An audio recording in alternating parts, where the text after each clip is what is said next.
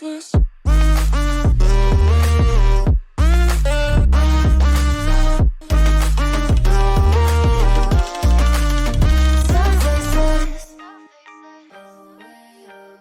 Moin Moin und herzlich willkommen hier bei Frisbee Gaming. In der heutigen Folge wollen wir uns mit Wilhelm beschäftigen. Wir wollen uns anschauen, warum ist dieser Kommandant so gut in Rise of Kingdoms und unentbehrlich für alle Gruppenkämpfe in diesem Spiel. Grundsätzlich wollen wir erstmal ein paar generelle Sachen zu dem Kommandanten sagen. Leider gibt es bei uns aktuell noch keinen Wilhelm, der wird erst noch freigeschaltet, aber kommt hoffentlich bald, dann werden viele diesen in Angriff nehmen. Warum ist er nun so interessant? Zum einen hat er wirklich einen guten Nuke-Faktor, der AOE-basiert ist. Er kann bis zu 3 Zielen einen Schadensfaktor von 1500 Schaden zufügen. Das ist ein solider Schadensfaktor und die Area ist relativ cool, weil sie nicht flächerförmig ist wie bei den anderen, sondern nach vorne geht. Das heißt, gerade in Gruppenkämpfen, in der Mitte beim Arc oder auch im KVK, habt ihr eine andere Chance, damit Gegner anzuvisieren. Des Weiteren verringert ihr das Marschtempo. Das kann gerade in Modis wie Arc of Osiris in der Mitte sehr, sehr wichtig sein, da dann der Arc Runner, also der Marsch, der den Arc gerade besitzt, oder auch andere Märsche, die sich zu euch hinbewegen, um euch Schaden zuzufügen, geslowt werden und dafür länger brauchen und währenddessen Schaden erleiden. Seine anderen Skills sind auch alle relativ interessant, da sie sehr, sehr viele Stats für euch bringen. Einfach nur, dass ihr sie habt, bringen sie euch sehr, sehr viele Stats. Ihr müsst dafür nicht viel tun. Und sie stärken euch wirklich. Beispielsweise Marschtempo oder mehr Schaden. Dies haben wir auf verschiedenen Märschen. Das ist auch sehr, sehr interessant. Hier haben wir den dritten Skill von Wilhelm. Und dieser ist wie gemacht dafür, dass man beispielsweise im Arc of Osiris oder im KVK mit vielen Märschen kämpft. Das heißt, wenn ihr mit euren Märschen kämpft, ihr könnt immer 5 Märsche rausschicken und ihr greift mit 5 Märschen einen Marsch an, dann hat Wilhelm eine Chance von 10%, ein extra Nuke auf dieses Target zu bringen. Aber sobald ihr das Target mit mehr als einem Marsch angreift, das heißt, sobald es umzingelt ist, habt ihr die Chance, einen zusätzlichen Schadensfaktor zu erlangen. Wie funktioniert dieser Schadensfaktor? Wie wir sehen, kann dieser Schadensfaktor maximal 80 betragen pro umzingelnden Marsch. Das heißt, wenn ihr jetzt ein Target mit 5 Märschen angreift, bedeutet das, dass der normale direkte Schadensfaktor 800 leitet.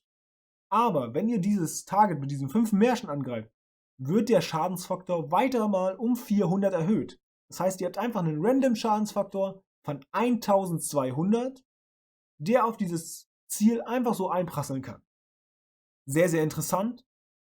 Beleuchtet aber nur die halben Stärken bisher von Wilhelm. Das heißt, wir haben gesehen, Wilhelm ist ein AOE-Kommandant, der den Gegner slowt, selber sich mit Stats boostet und gleichzeitig sehr, sehr viel Schadensoutcome hat.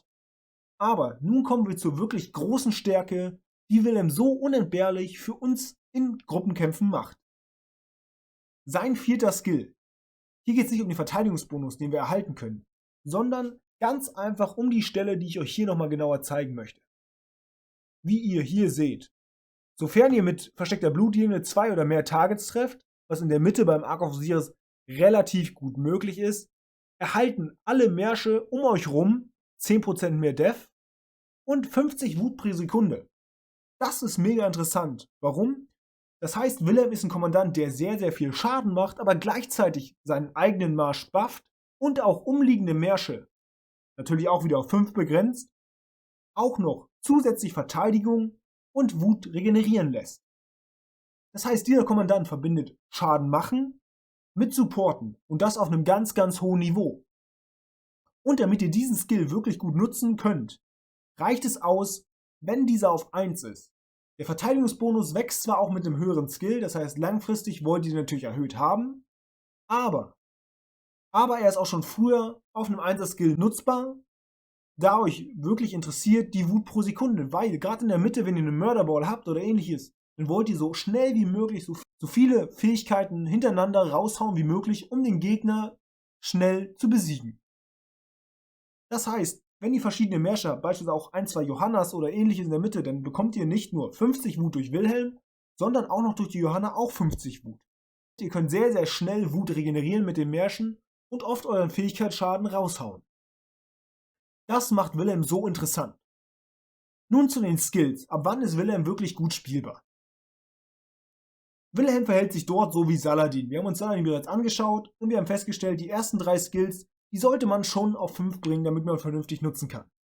Wie gesagt, bei dem 4. Skill interessiert uns eher der Buff als die eigentliche Fähigkeit und dieser verändert sich nicht. Gerade der Wutfaktor wird hier gleichbleibend behandelt. Daher reicht es, wenn dieser Skill auf 1 ist. Endgültig bedeutet das, mit 390 Köpfen könnt ihr Wilhelm mit nahezu vollem Umfang spielen.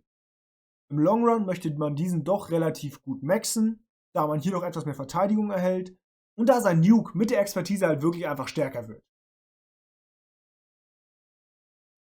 So, werte Freunde, das war hier das Video zu Wilhelm. Warum ist er ein so interessanter Kommandant? Solltet ihr noch Fragen oder Anmerkungen hier zu Wilhelm haben, schreibt das gerne in die Kommentare. Vielen Dank fürs Zuschauen und bis zum nächsten Mal.